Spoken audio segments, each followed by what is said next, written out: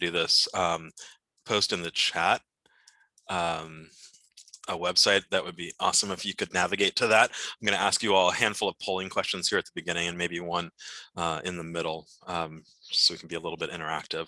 Thank you so much for the kind introduction, Olivia, and I'm really excited to have an opportunity to speak with you all. I gather we have a mix of students and staff and faculty. Does that sound right?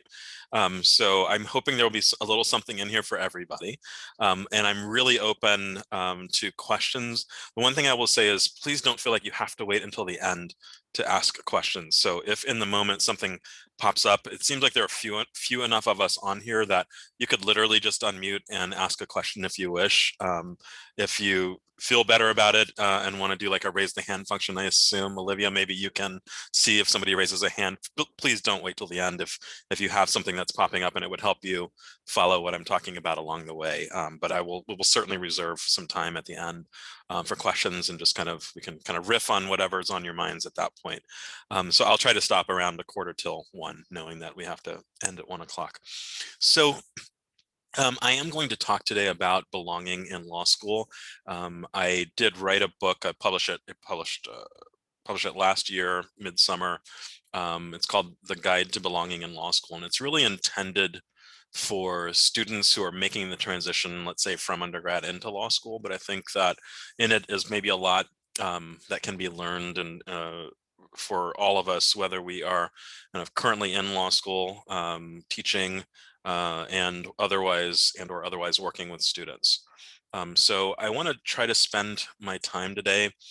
I'm going to spend a little bit of time up front, probably less than I normally would, talking about implicit bias, just to I'm going to do like a quick overview of that. And then I want to spend a little more time in the second half of my remarks, focusing on a lesser known dynamic called stereotype threat. So we'll kind of see how the conversation goes. Again, please interrupt me as I'm going.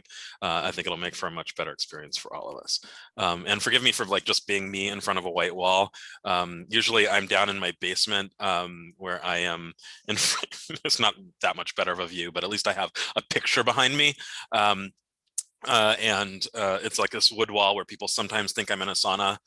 They're not always sure. But it's too cold in my basement right now. And second, I've been booted. Like I have 2 kids and my wife is at home. This is the only place literally where I can do any work right now. So we'll see how that goes. It is really good to see you. I should also add, just because you don't know me, I regard myself kind of as what I would call a closet stand-up comedian, by which I mean I neither write nor perform jokes, but I think I'm hilarious. And so it would really help me if you would just laugh, if I could just see the laughter on your faces. That would make me feel a lot better personally.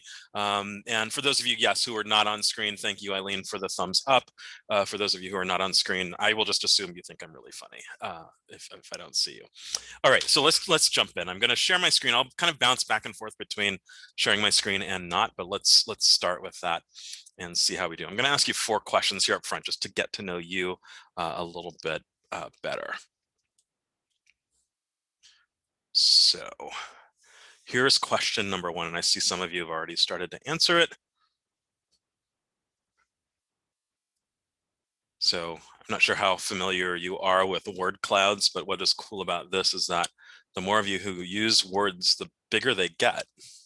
So it is cool to see honesty, fairness, open-mindedness are big in this group. Just give it a minute just to kind of populate here. Equity, fairness, empathy, kindness, integrity. It's great.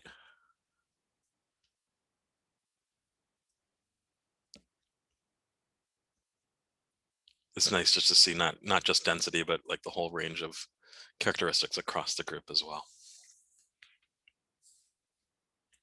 All right. I really love this slide, but I'm going to move on to the next one here. So here's the next question. So I don't know what it's been like for you. I have literally feel like I've been locked in my house for a year, and mostly in my basement. But I'm just wondering what you've missed most the last year during this pandemic. Human interaction, yeah.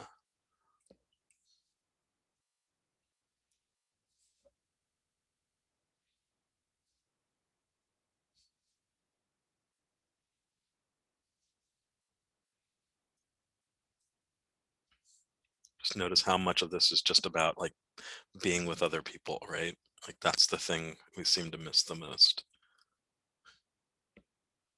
That in movies. There's nothing like a good like bucket of popcorn with fake butter on it. Like I miss that experience a good deal. Awesome. All right, two more questions. This next one's a little more serious. Just wondering kind of like how do you feel about kind of discussing issues like bias, like anything might involve race, gender identity, sexuality, religion, other kind of aspects of, say, privilege and marginalization.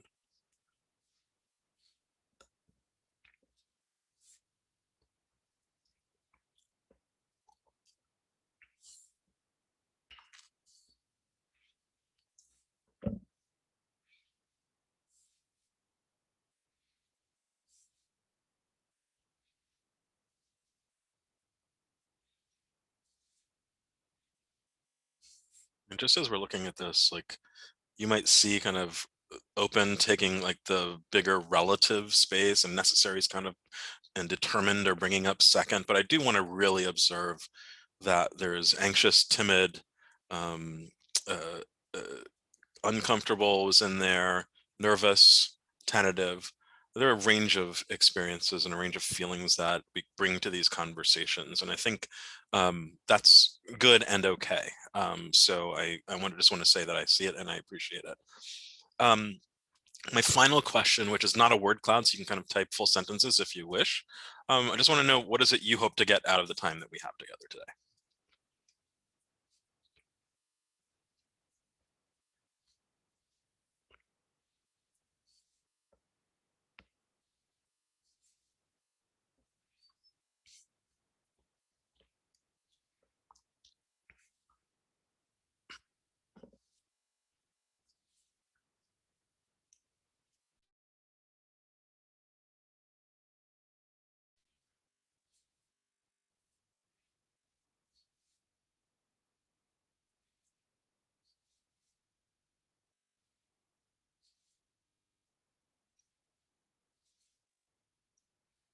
Thank you. These are great. So obviously a number of you want education and understanding. Um, I want to like pay particular attention to this one, someone who's put in kind of validation and help dealing with imposter syndrome. And um, I may or may not mention the word imposter syndrome specifically. So if I get to the end and I haven't used the word, please bring me back to that. But I think you'll find that a lot of what we'll talk about will connect to that as an idea.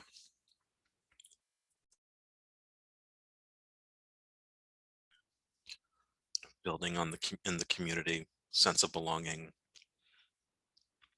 how to have kind of conversations or a chance to have conversations with others. Okay, this is really great. Please keep them coming. I'm going to take this down off the screen here for a second, um, but um, but please, I think this question should stay up for a while if you feel like you want to kind of keep adding to the list. All right, so before I kind of get started, I really do strongly prefer to have conversations rather than monoversations, I guess it would be, right? I would like to interact as much as you're willing and able to. So I just want to maybe throw out a couple of thoughts here about how we might just establish an environment that is conducive to having those kinds of conversations. You have, I'm sure, heard, of safe spaces. And I will say, like, I'm a bit dubious about the term safe spaces for all occasions, at least. I think there is, there's a real value in kind of being able to go places where the risk of being injured is lower. But I think sometimes to have meaningful conversations on these topics, that we have to acknowledge the presence of risk and kind of be willing to take a little bit of that risk. So I'm going to just offer you a framework for that instead of safe, because I'm a law professor and I'm so clever. I'm going to give you haven instead of safe as a set of characteristics. And let me just kind of explain what I mean here really quickly. Humility is just the understanding that none of us is perfect. We all have flaws and we are all at different points on our journey, and each of us has room to grow. Authenticity, and I'll add in there transparency, and all I would just ask for this time, short time that we're together, come as you are, ask the questions, that are in your mind. If you are worried about, kind of asking it publicly in the chat, I don't know about the settings, but maybe Olivia can tell us. But if people have the ability to chat me privately, you can do so. And I'll, be happy to kind of ask and then, respond to questions if you have them. But, so I want you to feel like you can kind of say what's on your mind. Vulnerability is really that acknowledgement of risk, right? That if we're going to try to create a space where we want other people to be authentic and transparent, that we risk harm, right? We risk that somebody's going to say something that we don't necessarily like, or that is somehow triggering for us. And so just want to acknowledge that, right? That this isn't an entirely safe space. Empathy is just the understanding that we don't look at the world through the same lenses. We all bring, to our view of the world our kind of host of life experiences that help us understand what we see and how we experience our environments. And then non-judgment is the last one, and this one for me is really important. That it's not just the recognition, as we saw with humility, right, that we're not perfect, but just an understanding that no one else is either, right? And so maybe at least for this time, we can kind of turn off judgment and allow people to be themselves, so that we can all have an opportunity to learn. So I'm going to stop sharing my screen here for just a second, just to get a sense from your faces. Like, do those sound like okay parameters for this kind of discussion? And anybody have like a suggestion at all for anything else that might belong? I had somebody give me a suggestion once that said that I should break out transparency into its own kind of line, put it at the end, but at that point it would be haven't, which sounds a little bit weird as an acronym. So I want to start by just focusing on implicit bias. And as I said, I'm going to move through this a little bit more quickly than I ordinarily might. So I'm going to kind of do the 10,000 foot view version of it a little bit. But again, if I'm moving too fast or if you have questions, please just stop me and I'm happy to address them in the moment.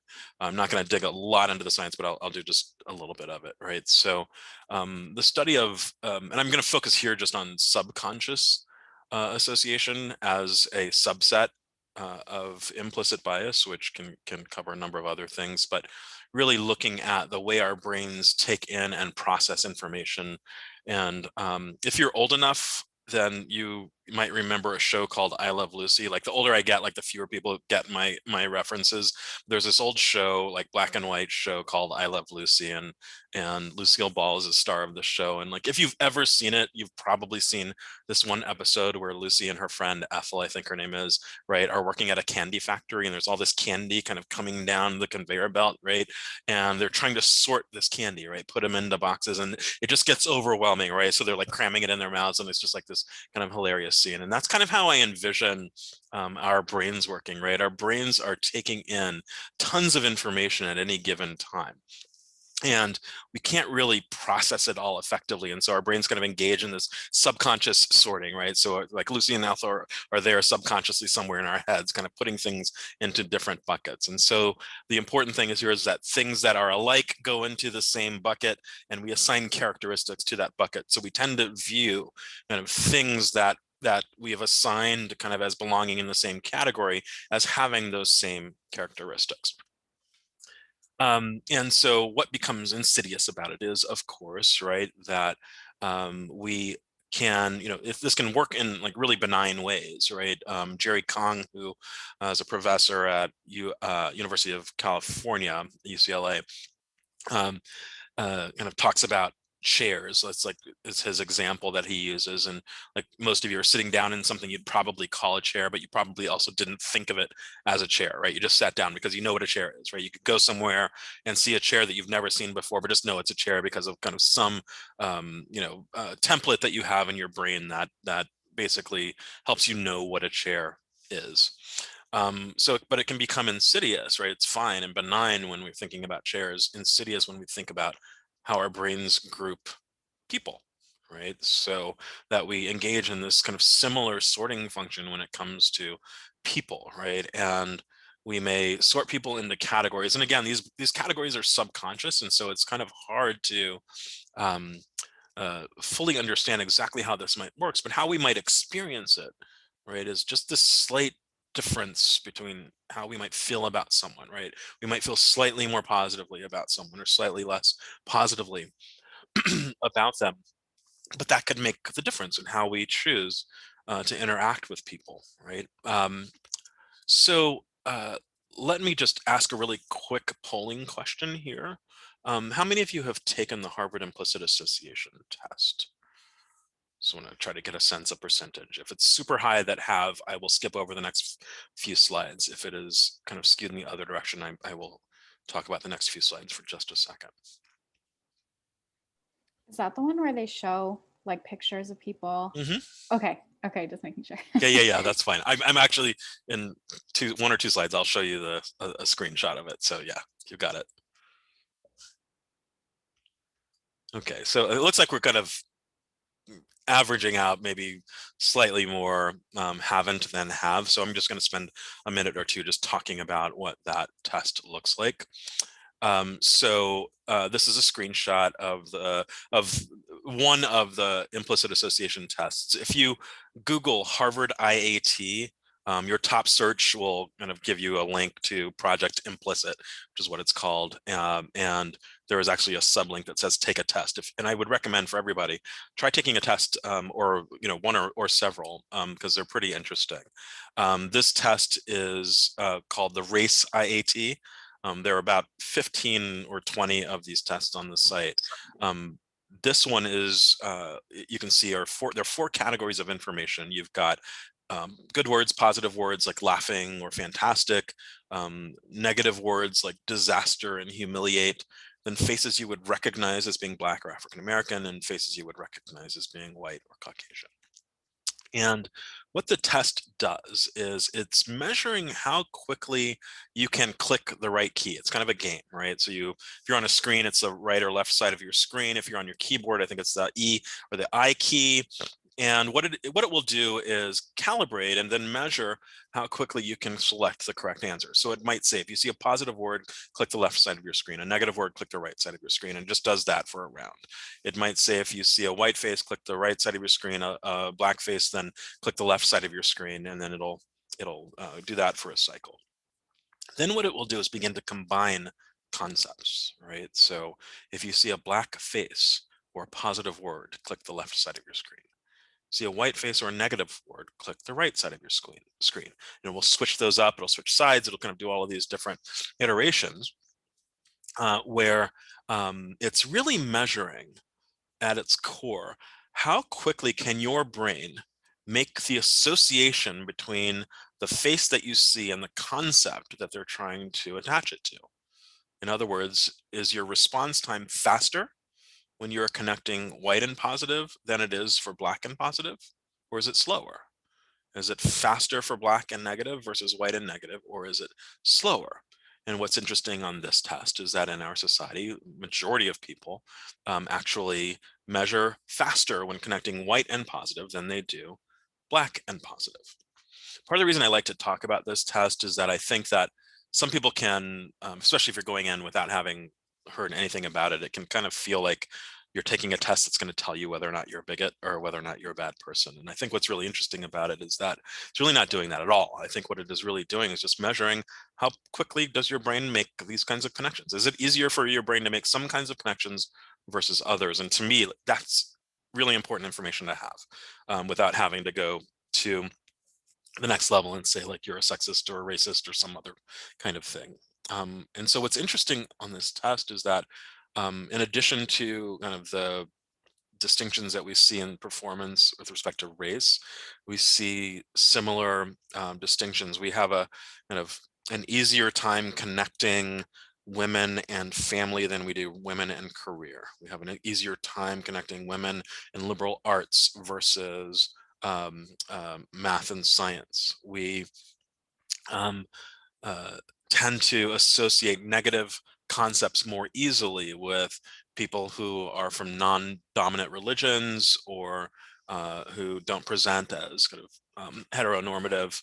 Um, And so, it tends to kind of track, right, the things that you would kind of see in our society with respect to marginalization, right, and stereotypes. And so it's not necessarily surprising. One other thing that I will point out, just because I think it may be helpful. So I will tell you, the first time I ever took one of these was the race IAT, and someone asked me to do it, and um, I took it. I'm an African American man. I'm like, yeah, sure, I'll do the race IAT. That should be easy. And actually, kind of at the end, it's gives you a result, and it said for me that you have demonstrated. I don't remember now. It's either slight or moderate bias in favor of whites and against African Americans. Meaning, in my brain for that test, right, my brain connected white and positive more quickly than it did black and positive. And this is not how I think, and I think this may be the most important thing to learn about the IAT, that it doesn't really track um, how we think consciously, but nevertheless, this is kind of playing around in our brains subconsciously, and it may make a huge difference in terms of our intuitions, right? And the ways in which we kind of react to situations, we react to people, or we have feelings, and we may not even have a place to house or explain those feelings, but we have them nonetheless. Really quickly, before I switch to talking about stereotype threat, it is useful, right, if you're thinking about the conveyor belt, right, that the way things are sorted depends on what's coming down the conveyor belt. Like, this input side effectively dictates the biases that end up in our brains, right? What we see programs us effectively. And think about, what do you see when you turn on the news, right? That's telling you who's dangerous. In advertising, I don't know how many of you saw this from probably 4 years ago now, but this is a Dove ad that said effectively on this particular part of it, use Dove and it'll make you clean, right? Um, This is from 2017, a flyer that went out from the Red Cross about pool safety. If you look closely, right, you can see that most of the not cool behavior involves people of color, children of color. And, again, like, I'm not necessarily ascribing bad motives to the person who created this. Like, I might for this one, but it doesn't, like, it almost doesn't matter, right? The question is, like, we're kind of getting, these are the things coming down the conveyor belt at us, right? And I'm just showing you a couple of examples, right? But they're ubiquitous, and so they have this way of programming us. Um, so uh, I have I give my kids sugary cereal. That's just the dad I am. Like, I eat, I eat it with them. Like, they've gotten old enough now where, like, they make me have my own box, because I have this tendency to just, like, take a box and a gallon of milk, and I'll just, like, kind of keep going, because the levels are never exactly matched, and I just end up, like, eating a lot of cereal, which upsets them. So now I get my own box of cereal, but we eat sugary cereals. And a few years ago, I was sitting down with my kids eating Kellogg's Corn Pops. And if you see on the back of the box, right, is this scene of Corn Pops having a great time. And just for the sake of time, I just want to kind of observe that there's one character on the back of this box engaged in manual labor, right? And that one character is down here. I'm going to blow him up, and just, you see what I see, right? Do you see that the tone of that particular character is different than everybody else on the box? And so, again, I can get mad at the artist who changed the tone, the color, right, when they painted the back of this box, but I'm much more interested in, how does it program my kids, right? Like, what is that one image in the sea of all the other images that they get, just have this tendency to program them about where they belong in society. I'm going to skip over for now areas of impact, except to say that many studies have shown that bias can have an impact on the decisions that we make, right? So this isn't just kind of this interesting subconscious phenomenon, but it has real world implications in all of these areas and more. So I want to shift now from thinking about kind of our own biases, right, or the biases that exist in the environment. And I want to think a little bit more about the impact that those biases have on people who are from marginalized backgrounds. So I'm going to give you this definition of stereotype threat: the fear of confirming a negative group stereotype. Right? So maybe I can just stop sharing for just a quick second, because I feel like I'm moving fast. How many of you are familiar with the notion of stereotype threat? Can you either give me like a hand or a reaction emoji of any kind? So I'm seeing a couple of thumbs up, a couple of waves, a few waves. So it looks like a handful of you are familiar. Generally, more people are familiar with implicit bias than with stereotype threat. So this isn't uncommon. This is the thing I write about most, and is the thing I really focus on a lot, particularly in law school. So I'm going to spend a little bit of time here talking you through how this works. The basic idea of stereotype threat is that you can take people who are a part of a negatively stereotyped group, and by triggering that negative stereotype can actually cause them to perform worse academically. Right? You can put them in a situation where they've got some task, some exercise in front of them, and you can actually cause their performance on that task to diminish by making that negative stereotype prominent in their minds. Right? Does that make sense to everybody? Right? So let's take women who are good at math. Take women who are good at math and you give them a challenging math test. And you tell them this test has been shown to reveal differences between men and women. That group of women who are primed with that negative stereotype will perform worse on a test than a control group that isn't given that same kind of trigger. If you take African Americans who are in college, like these studies, like the first few studies in here were like done at Stanford, like some really smart people, right, who are in college, and you give them an intelligence test or give them a test that is expressed as being intelligence diagnostic. African Americans who are kind of given that intelligence primer, right, which triggers for them a negative stereotype of Blacks being less intelligent than whites, what happens is that they perform worse than a control group does, right? So how our environments can have a pretty significant impact in the education domain on academic performance, and it's not limited to academic performance, but it certainly appears and has been studied most often in the academic performance domain. Let me just give you a couple of additional examples. So there's a study of Asian girls and mathematics, and Asian girls actually are subject to two different stereotypes. One is a positive stereotype, one is a negative stereotype. Right. And so relative to a control group, you can actually see if the girls, these are school age girls, which is why I'm calling them girls, by the way, if they are primed with their identity as Asian, their performance they outperform a control group, which might reflect something called stereotype lift. If you feel like you have an inherent advantage over the people with whom you're competing, you actually might have an added level of confidence that would help you outperform. When primed with their identity as girls, they underperformed a control group, right? And so this is a pretty insidious phenomenon. My favorite study involves putt-putt golf, which you guys have played putt-putt golf, I imagine, or at least know what it is, right? So college men, I think this is at Michigan. There are two different studies, but I think Michigan and maybe Stanford, were Black and white men asked to do an 18-hole miniature golf course. When one group is told this is a test of strategic decision making, right, and that should trigger for you, right, that should kind of bring to your mind, intelligence is now relevant, right, salient to the exercise.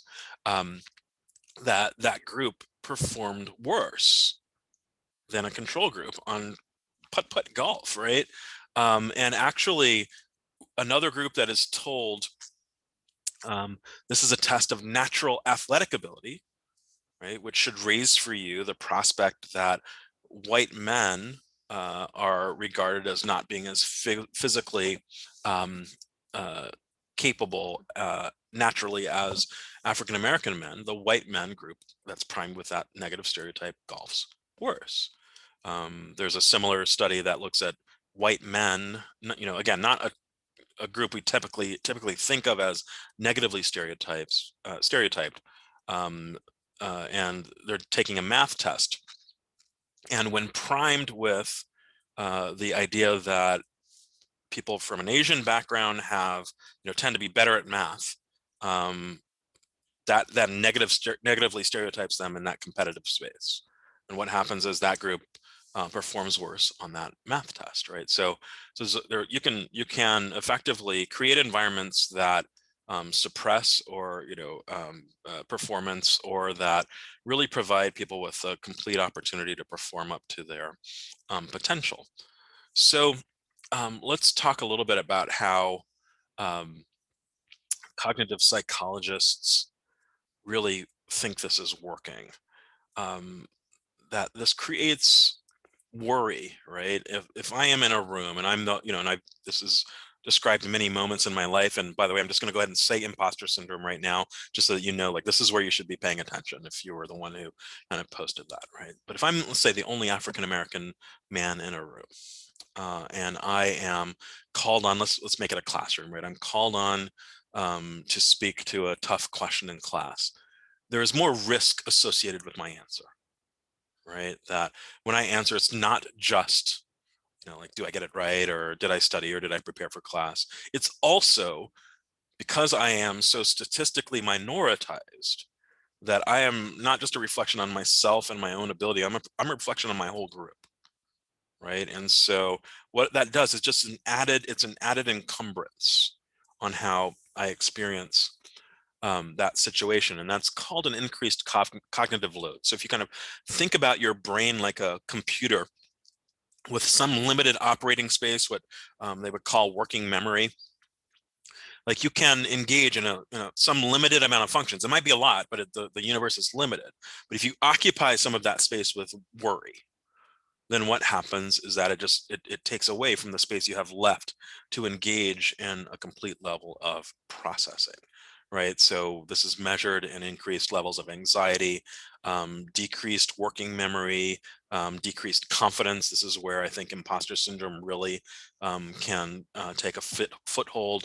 You'll see here increased and decreased effort, and this would really reflect the someone who is keeps trying harder, and like, I'm gonna really like do it right, I'm really gonna prove it, and that kind of that tensing up to show everybody and to prove to everybody that you're not less than actually can interfere with cognition. Decreased effort might be more reflective of I can maybe I won't try, right? That maybe if I don't do well, it can be blamed on something other than kind of intellectual capacity. It just would be because I didn't try as hard. And then inflexible persistence would be kind of keep doing the things that aren't working.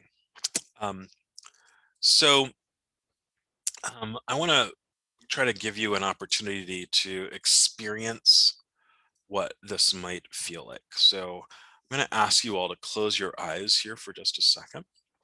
This is where I get a little bit touchy-feely. Maybe the only time, but we'll see. I'm not making any promises at this moment, but I want you to close your eyes, if you will, please. Sit back in your chair if you can, and I want you to pretend that you're driving a car. Not everybody drives, but if you do drive or have driven, like, you know what it's like to drive a car. And what I'd like you to do is stick your hands out on the wheel, put your right foot out, put it on the gas. I want you to imagine that you're on the highway, right? And you're driving down the highway. This is a stretch of road that you've been on before many times, right? You're really familiar with it. Have you ever had that experience where you're driving down the road and like you're all of a sudden at your exit and you can't remember the last 10 miles, but all of a sudden like you have to get off, you don't even know how you got there? You're in that kind of zone. You're listening to the radio, or streaming music, from your phone. You're thinking about emails that you've got to return. Back in the days when we went out into the world, maybe you're thinking about stopping and picking up groceries and kind of you wanted to kind of like working through that list. You're thinking about the presentation you have to give tomorrow or the paper you've got to write. I want to kind of get out there that your brain is multitasking in a way that your brain is capable of multitasking, right? When you're just kind of firing on all cylinders because you're just open and everything is flowing, and you've been in that zone before. And so I want you to kind of see yourself that way, right? You're in the left lane, you're cruising down. Now, come on, put your hands out on the wheel, like just be there, be with me, right? Put that foot out and you're in the left lane on the highway, you're cruising, right? I want you to sit back and just kind of feel how that feels to be multitasking and cruising and feeling good. I want to change one environmental factor for you. I want you to tilt up your chin and look in your rearview mirror and you see a police car pull behind you, no lights, just a police car pulling behind you. And I want you to kind of, Olivia's already shaking her head, right? But I want you to kind of think about how does that make you feel, right? What changed for you? And then go ahead and open your eyes. And let me just ask you to kind of unmute and tell me what changed for you in that moment. Panic. Okay, so Olivia, panicked. All right, what else? Terrified. Terrified, right? What else? Oh, I'm getting done out of the left something lane. wrong. Sorry, Tyler, go ahead. It's I've done something wrong. Right, so you're already second guessing yourself. You're like, what did I do, right? I think it was Sarah. Was Sarah there? I said I'm moving out of the left lane. Yeah, immediately. Like, so some people like are going to turn on their signal and change lanes, right? Anybody put your foot on the brake, like to slow down, just reflexively, right? If you did, like, raise your hand if you're a brake stepper, just really quickly. I just want to see. Those of you who stepped on the brake, you're all rookies, right? Because those of us who are experienced know you never step on the brake because you don't want them to know, right, that you see them. Like, you just take your foot off the gas and coast a little bit slower, right? So, or if you're really good, you can kind of like downshift, like, and that's another way to slow down, but you never want them to see your brake lights. So let me just ask this question. Are you thinking about your emails or your grocery list or the paper that you've got to work on or the presentation that you're going to give, right? For me, my music goes down. And I will say, for me, like, that situation is compounded as an African-American man, right? Like, I'm actually like a left hand at noon driver, or sometimes like a left hand down at 7 driver. But if I'm near a police officer, right, I go immediately to 10 and 2, which is very uncomfortable for me, right? But I know that my hands are going to stay there, like, and if they pull me over, they will not move until I'm told to do so, right? Like, so there's a whole like added part of that experience for me. But I want to kind of get across that, like, you were functioning at this really high level, right, cognitively. And I changed this one factor, and your worry, right, about who's watching you, about the, kind of like what bad could happen, completely washes out like that kind of high level cognition, right? I don't think that what you've experienced there kind of in this little scenario is stereotype threat, but I think it might approximate to some degree how stereotype threat is experienced, right? So, if you are a member of a marginalized group, kind of experience the world with just added weights and added burdens that others don't kind of experience. It's kind of the notion, like, when we sometimes talk about privilege, like, privilege is often thrown out as an accusation, kind of, like, your privilege is showing. And like, I really think of it in a slightly different way, right? Just that when you're privileged, there's just things in the world that you don't have to worry about, right? I'm a cisgender man. Like, I never have to think once about, if I walk into a building, will there be a restroom that is open to me and in which I would feel comfortable, right? If I'm transgender, I always have to worry about that when I go into a building, right? Every time I go into some place with which I'm not familiar, right? I'm a door holder. Like, I hold doors for people. My dad did it, and it's just like a courtesy thing that I do, and it sometimes gets me locked into holding the door while long lines of people exit the door. And I will tell you that, I'm assuming everybody at some point has held a door for somebody. Have you ever had the experience where you hold the door and the person doesn't say thank you? So everybody kind of had that, and like, you think to yourself, like, that's rude, right? Like, everybody probably is like, that's rude. You should say thank you when somebody holds the door for you. But I will tell you, as an African-American man, like, I have a whole other thing happening in my brain, right? That, when somebody doesn't say thank you, and particularly if they are white, I am in my brain thinking, like, oh, you think I'm supposed to hold the door for you? Like, oh, or maybe I'm just invisible. You don't even see me holding the door. Like, I'm just here, but like, I don't even count. I don't register in your brain, right? And I get anxious. I get a feeling, right, about that in my head. It's this burden, right, that I carry around with me, to the point where when that happens, you might see me in this situation go, "You are welcome," right, as they walk by.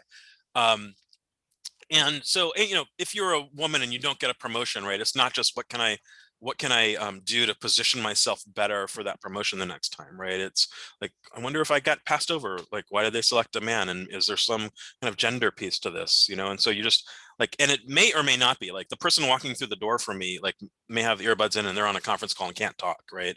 But the point is really that I'm experiencing the world in that way, and it inhibits my cognition, right? It gets in the way. So let me just share one last thing, and then I want to kind of pause and open it for questions. And I'm happy to just kind of keep exploring this with you.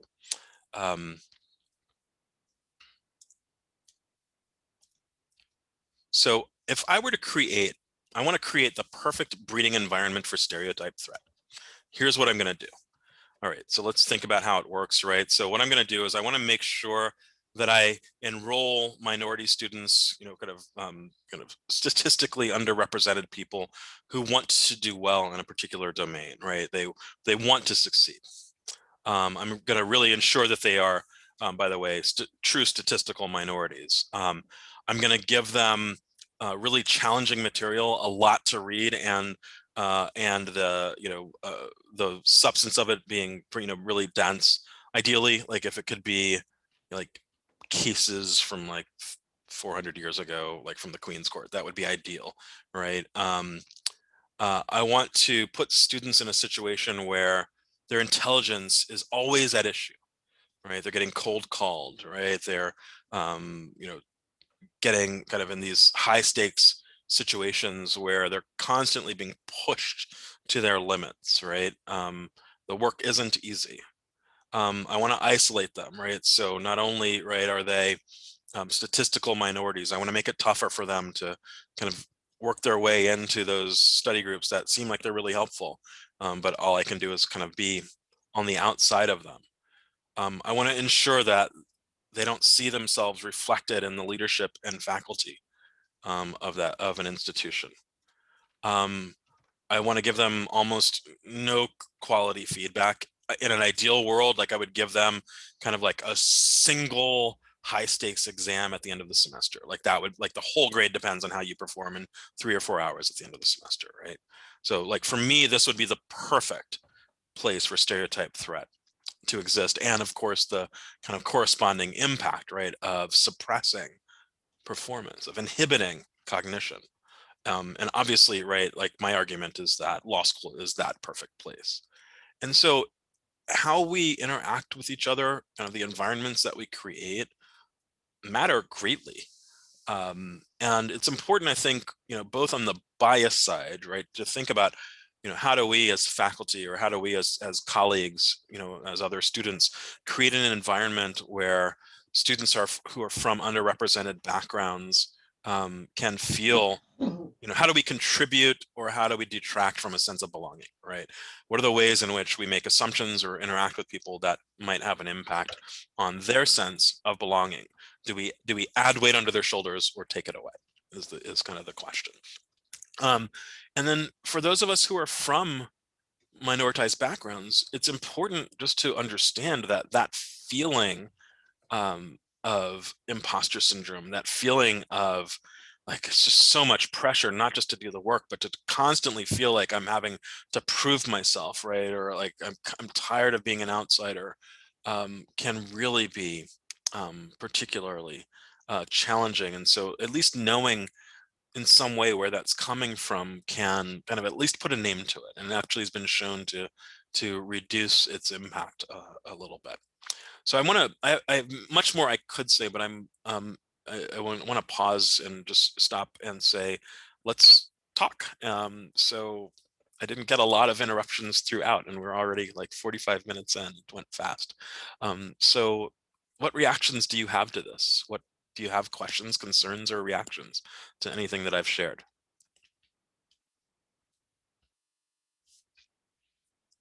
And I'm sorry, I was doing a terrible job of reading the chat.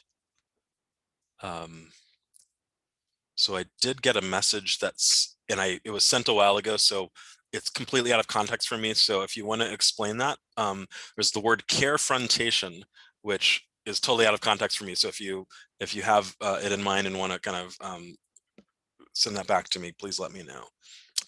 So that's the one comment I have privately. But others have any reactions or thoughts you'd like to share? I think I just had a quick question. Sure. Hi, my name's Akeem. I just wanted to thank you for your your talk today.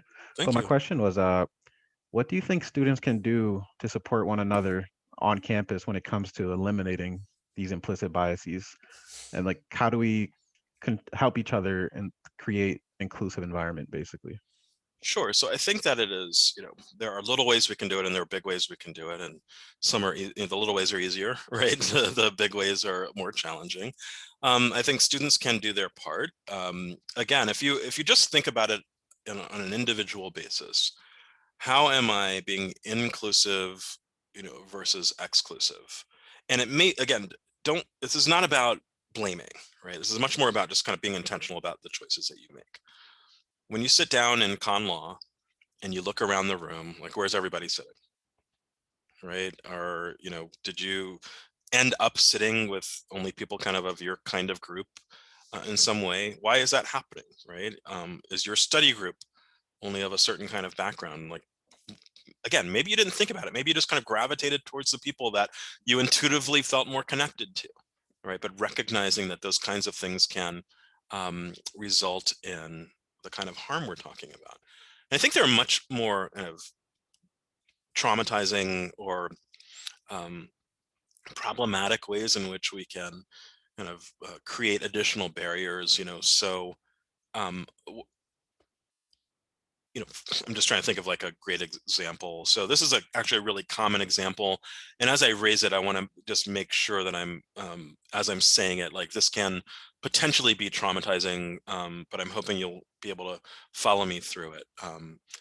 So sometimes, let's say in con law, and you're reading about kind of civil rights, you will encounter, like in cases that are decided in the 40s, 50s, and 60s, you can encounter language that's really antiquated, for example, right? Language we don't use anymore to refer to particular groups.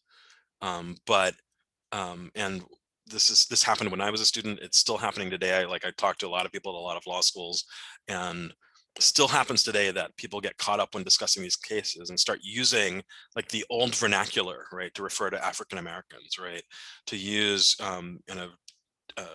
different language to refer to different groups of people. And that can really be traumatizing. It's important to be mindful of that as students, right? What are the comments that I'm making? And what are the ways in which the things that I say could be regarded as harmful? Keeping in mind, if you have a bit of humility, that it doesn't mean you're a bad person, but just be open to the idea that like your imperfection sometimes might result in harming someone else, even if you didn't mean it to. And so I do think, Akeem, that part of it is really just being mindful, right, of how do we interact with others? What are the things that we say and things that we do that can have an impact? And these conversations often kind of tend to be about race, and for good reasons, right? But there are clear gender identity, sexual orientation, and other, religious and other kinds of components to this that I think have really similar implications. So I hope that's a helpful, at least kind of beginning response to your question. Catherine, I think, has a hand raised. Yeah, hi. Hey. I was just wondering because I was very unaware of the idea of stereotype threat until I took social psychology in college, and we read a book called Whistling Vivaldi by Claude Steele. Yeah. I just didn't know if you had any recommendations for like, educational resources, whether they be like books or podcasts or shows or documentaries. Sure. So I definitely think there are a few books that I think everybody should have. One of them is Whistling Vivaldi, right? So Whistling Vivaldi, I'll just put it in the chat here. Sorry, give me a second.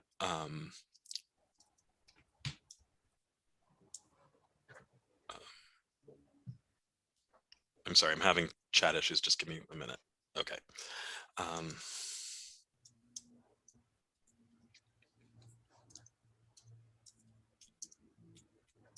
So Whistling Vivaldi by Claude Steele assembles a couple of decades of research on stereotype threat and presents it in really plain language. So it's a really accessible book that explains this dynamic and how we can kind of, how people experience the world. The title, Whistling Vivaldi, he describes as kind of coming up with that as an African-American man, like he would perceive how he was being perceived by others. And so to disrupt what he thought would be a negative stereotype that others might have about him, he would whistle Vivaldi, right? Whistle this kind of classical music that is not like, it's discordant with that stereotype, right? And it can interrupt the way people think, right? I sometimes will, tell people, like, if I'm leaving an elevator in my parking garage and there's a woman who leaves in front of me because I've held the door, right? Then I'm really cautious about following that person. Like, there are times, like, if we happen to be walking in the same direction, I'll jingle my keys just so that, like, they know that I'm not, like, walking silently behind them. I might even walk away from my car, like, if we're parked too close together, just to kind of avoid, like, what I worry might be a negative perception that they might have. And so there are these ways in which we might modify our behavior as a reaction to the ways that we just worry that we're perceived in a certain way, whether or not that's actually true. And like I said, that's just like this added encumbrance. And so that whistling Vivaldi kind of captures that really well. Another book that I think everybody should have is a book called Mindset. The author's name is Carol Dweck. And so let me put that in the chat. The actual title is a little bit longer, so it's like Mindset, the New Psychology of Success or something like that. But if you search Mindset by Carol Dweck, you'll see that. And it talks a lot about the nature of intelligence, right? And really thinking this whole notion of negative intelligence stereotypes is rooted in it's kind of like this eugenics idea, right? That some groups are like inherently, like physiologically, like psychologically, just more apt to be intelligent, right, than other groups. Mindset really focuses on this idea that intelligence is not fixed, right, but that it is fluid, it's flexible, and that with the right kinds of guidance and the right kinds of environments, that everybody can thrive. And so if you're a student, mindset is really good because it will help you in some regards to really not worry so much about whether the thing that you do or the thing that you say is going to be reflective of your intelligence, because your intelligence is your ability is unlimited, right? Your capacity is open, and there's no kind of preset cap on your intellectual ability.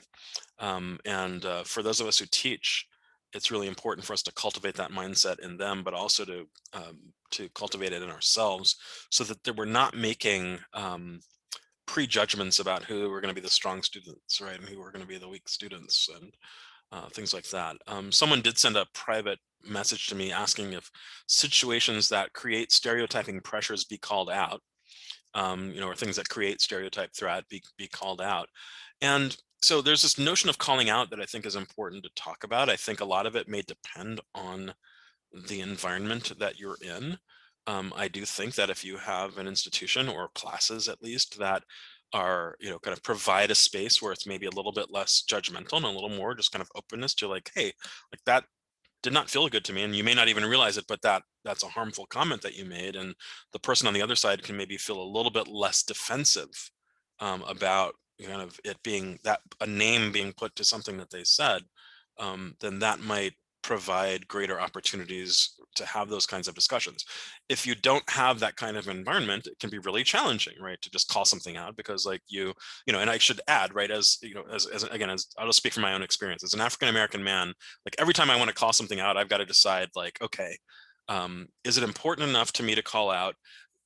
Do I I know that I'm going to run the risk of being viewed as an angry black man if I do call it out, right? And so, like, I have to kind of engage in this kind of basically economic decision making, weighing costs and benefits, right? But if we could maybe change the environment so the stakes aren't so high for calling it out or for naming something, or for kind of something being named in something that I've done, then maybe maybe the answer is yes. We could be we should call them out, or at least put a name to those things. Otherwise, because if these things are blind spots, right? So we often don't know that we're causing harm. And I think you know, again, let's go back to the very first question I asked you when I asked you about your characteristics. Like nobody said like I'm committed to being a jerk, right? I'm committed to being like, you know, whatever, right? Like it was like empathy, openness, like kindness, right? So I think we all pretty much think we're good people, right? And like I don't think anything that we're talking about today should dissuade you from feeling that way about yourself, but just like understand that even as good people, like we could do things that could be really harmful to others and we may not even be aware. So maybe be open to hearing that from others. Ms. Diallo, how are you? Hi. So thank you for a great presentation. And I just wanted to add to one of your points. Like I remember in property class, it was really interesting to me that we never discussed slavery, considering that, you know, African Americans were descendants of slaves and slaves were considered property. And I dealt with that same struggle. And I didn't bring it up in class, but what I did was in my analysis in the evaluation part, I like brought it up as something to like take something where we're not really thinking of it in that concept and applying it to a broader, more like human implications like context. So I just wanted to know, how do you like, how can law schools push for educators to like bring up things that affect us? And like we're the lawyers, we're being trained to like advocate for people, and if we're not aware of like these things, how can we help other people? So people may have different feelings on this. I have a pretty strong feeling about it, which is that the burden should not be on the students to have to bring these things up, right? That like faculty who teach property know that slaves were property, right? Enslaved persons were property, right? We know that that, you know, when we're talking about, there's a case, if you had property, Johnson versus McIntosh, which may or may not have been discussed in your property class. It's often the very first case in your property case book, right? That rests on a whole like system of genocide, right? And theft of property. And so, you know, your faculty are smart enough to know that and to recognize that and to be intentional about the way they teach it. I will say that I do think that faculty are so concerned about saying the wrong thing that sometimes they just avoid it altogether, right? And so let me just point this out. Let me just make an observation right here, just to kind of call out my own discomfort. So I you know, I don't teach you. This is my first time meeting you. I felt really comfortable pronouncing your last name Diallo, right? But I wasn't sure how to pronounce your first name, right? But you might encounter situations, and I would love for you to tell me when I'm done here. Go ahead.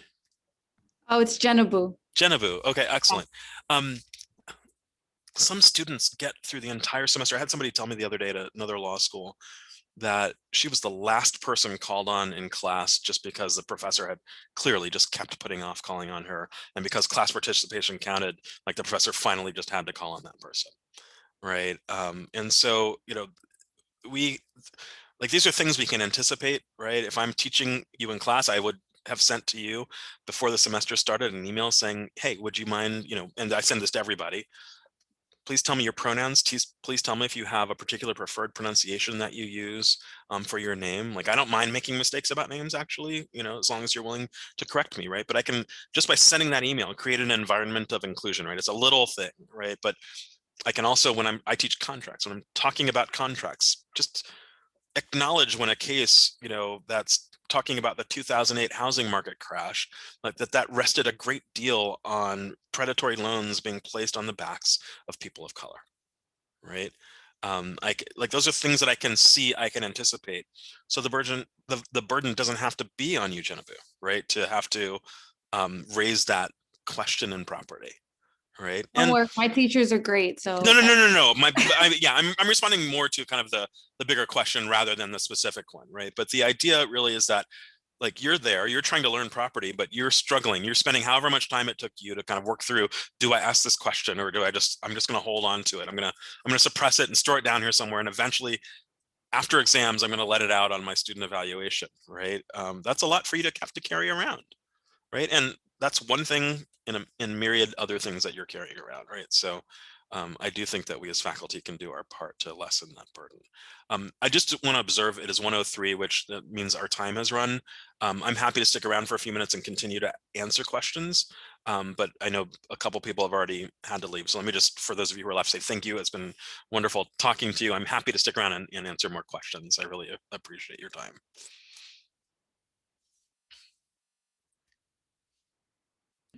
Thank you so much. It's my pleasure.